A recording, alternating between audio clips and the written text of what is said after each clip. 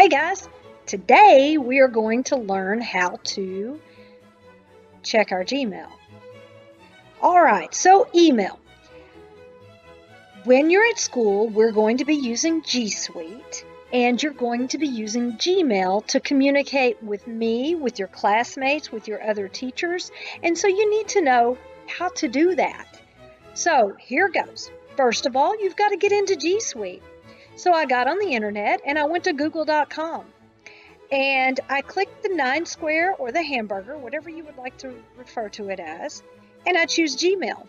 Another way to get there, and I'll do that in another tab, is just simply to go to gmail.com. Doesn't matter how you get there as long as you get there. All right, so we are in Gmail. This is my Gmail account. I can look in this top right corner over here and I can see my profile information. I can see my picture, I can see my email account, address, and so I know I'm signed in as me. Now it's important that you sign in with your school Gmail account, not your personal Gmail. This is a school account for doing school activities, all right? And your personal account won't let you access all of the features of G Suite that your student account will. So you want to be logged in as your student account. All right, so here we go. We're in email with our student account. And so I want to just go over some of the basics with you. First of all, what you see in the middle of the screen, here and here, are the only two messages that I have received. That's because this is a brand spanking new account and there's been nobody send me an email so far. This is called my inbox. Inbox, where messages come to. And over on the left you can see a menu and you can see it says inbox and I have two messages. That is two unread messages. When I read them, the number will decrease. Now I can star a message. In other words, if it's important, I can star it and then it will show up only when I click starred, I will only see the ones that I've starred. Snooze it for later. Sent is where I find messages that I've sent out already. If I want to look and see, hey, did I really send that to so-and-so?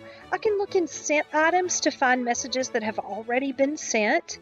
Drafts, if you start a message and then you get interrupted or whatever, it will automatically be saved in drafts, and that's where you go to find it later on when you go, where's that email that I started?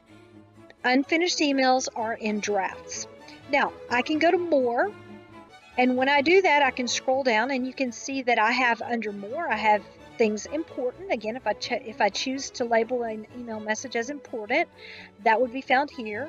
Chats that I may have had, things that I have scheduled. I can click all of my mail so I can see it all. Spam, where all that junk mail goes to. And trash is where mail that you throw away.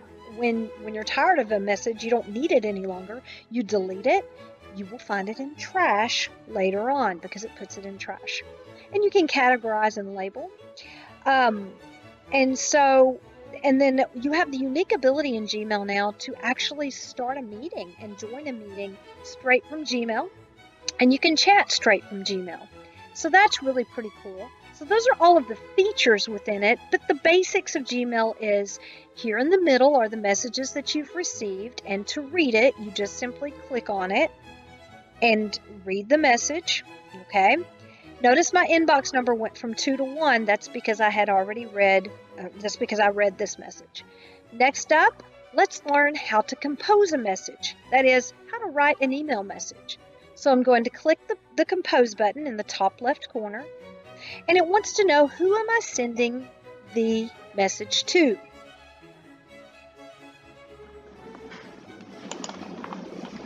So we're composing a message and we need to know who it's going to. Now before I start filling this in, if this being tiny is not good for you, you can always expand it out and make it bigger by clicking this where it says full screen, pop out. So I'm going to click that, make it a little bit bigger so you can see hopefully better. Alright, so 2. When you're sending an email to someone, you have to know their email address. You can't just simply type in the person's name and expect that it's just going to get there. It's not. You've got to have their whole email address. So I'm going to send this to myself, my teacher account. tparker@elkhortisd.org. Now notice that this popped up. That's because I've already sent a message to myself before, so it auto-completes for me, which is kind of nice. I don't have to type the whole thing. Now, if you're trying to send the email to someone that you've never sent a message to before, like let's say we're trying to send it to Mrs. Bridges, then notice I have to type the whole email address out. It just won't show up because I've never typed an email to her before. So I'm going to hit spacebar, and look at that. This message is going to 2 people. I could keep adding, okay? There's other options as well on the to line, and that is CC. CC is carbon copy. So if I wanted to send this also to Miss Johnson, but it's not really directly to her, I'm just sending her a copy of it so she knows what's going on, then I can CC it to Miss Johnson, all right? And so now I'm sending it to myself, to Mrs. Bridges, and I'm CCing it to Miss Johnson. There's one other option that is BCC, and with BCC, this is called blind carbon copy, and if you wanted to send it to someone else, and you didn't want the others to know that you were sending it to them, you put it in BCC. Or you can put everybody's in BCC, and nobody knows who else got this email. So that's the different ways to send, to CC and BCC. Now, I don't really want to send a message to these people, but I just thought I would show you. I'm going to click the X. I'm only going to send the message to myself, but now you have a better understanding of the difference between to, CC, and BCC. Now, subject. You put in a subject so that when the person receives your email, they can know what you're going to be talking about. So I'll make the subject summer. And I'll type the message down in the bottom down here. Summertime is the best. I love to swim, vacation, hang out with my family, and just have fun. All right, so if you want to change the font on this, instead of it being sans serif, I can highlight it and go down to the bottom down here, and I can change the font. I'll make it wide. Other things that I can do to change the font would be I can go here and make it huge, or maybe I'll make it small. It's just a real quick way to choose a size without having to choose a specific number.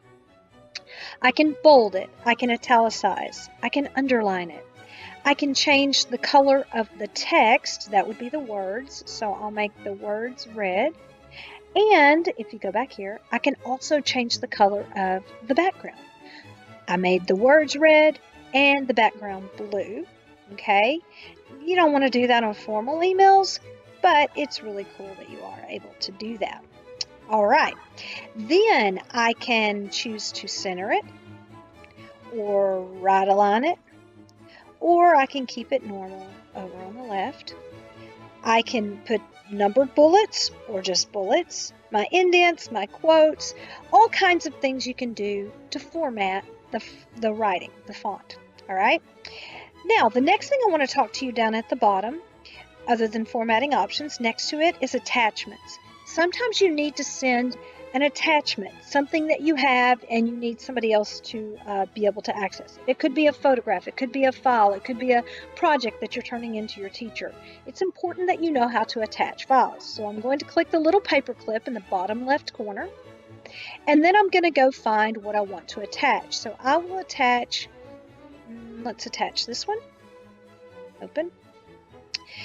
And I now have it attached. In other words, when I send this message, it's going to have this option for myself, because I'm sending it to my teacher account, to open it up, and then at that point I could save the picture to my computer, I could print it out, I could do whatever.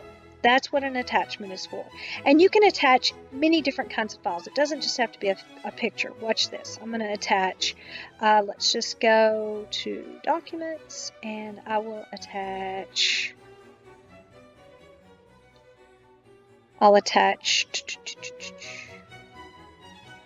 this one, and open. And now I have two files attached to my email. One's a picture and one is a letter of some sort from last year's group. So you can attach many different file types.